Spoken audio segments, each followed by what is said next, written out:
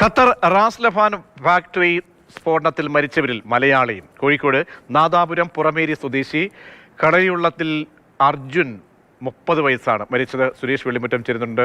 സുരേഷ്, 12 ഇന്ത്യക്കാർ മരിച്ചവരിൽ ഇപ്പോൾ മലയാളിയും ഉണ്ട് എന്ന വാർത്ത വരികയാണ്. എന്താണ് മറ്റു വിവരങ്ങൾ?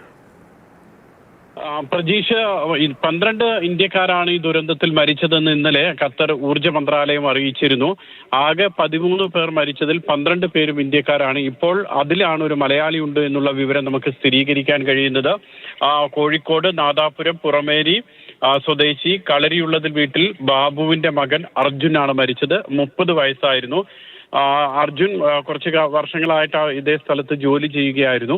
മിനിഞ്ഞാന്ന് രാത്രിയുള്ള സ്ഫോടനത്തിൽ സംഭവ സ്ഥലത്ത് വെച്ച് തന്നെ അർജുൻ മരിച്ചു എന്നാണ് മനസ്സിലാക്കാൻ കഴിയുന്നത്. ഇതോടൊപ്പം തന്നെ 66 പേർക്ക് പരിക്കേറ്റിട്ടുണ്ട് ഈ ദുരന്തത്തിൽ. ആ പരിക്കേറ്റിട്ടുള്ള ആളുകളുടെ കൂട്ടത്തിലും മലയാളികളുണ്ട്. മറ്റ് പേര് വിവരങ്ങളൊക്കെ ഇനി ലഭിക്കാനിരിക്കുന്നതേ ഉള്ളൂ. കുറച്ച് പേര് നമുക്കറിയാമെങ്കിൽ പോലും അത് എംബസി വഴി സ്ഥിരീകരിച്ചിട്ട് വേണം അത് പുറത്തുവിടാൻ പറ്റുകയുള്ളൂ. അതുകൊണ്ട് ആ പേര് വിവരങ്ങളൊക്കെ സ്ഥിരീകരിക്കാൻ നമ്മൾ കാത്തിരിക്കുകയാണ്. മരിച്ച 12 പേരുടെയും മൃതദേഹം നാട്ടിലെത്തിക്കാനുള്ള ശ്രമം ഖത്തറിലെ ദോഹയിലെ ഇന്ത്യൻ എംബസി ആരംഭിച്ചിട്ടുണ്ട്. പക്ഷേ പലരുടെയും മൃതദേഹം ഈ സ്ഫോടനത്തിന്റെ ശക്തിയിലും അതോടൊപ്പം തന്നെ തീപിടുത്തത്തിലും ഒക്കെ തിരിച്ചറിയാൻ കഴിയാത്ത വിധമായിട്ടുണ്ട്. അപ്പോൾ അതൊക്കെ തിരിച്ചറിയാനുള്ള ശ്രമങ്ങൾ, DNA പരിശോധന അടക്കമുള്ള കാര്യങ്ങളും വരും ദിവസങ്ങളിൽ നടക്കും.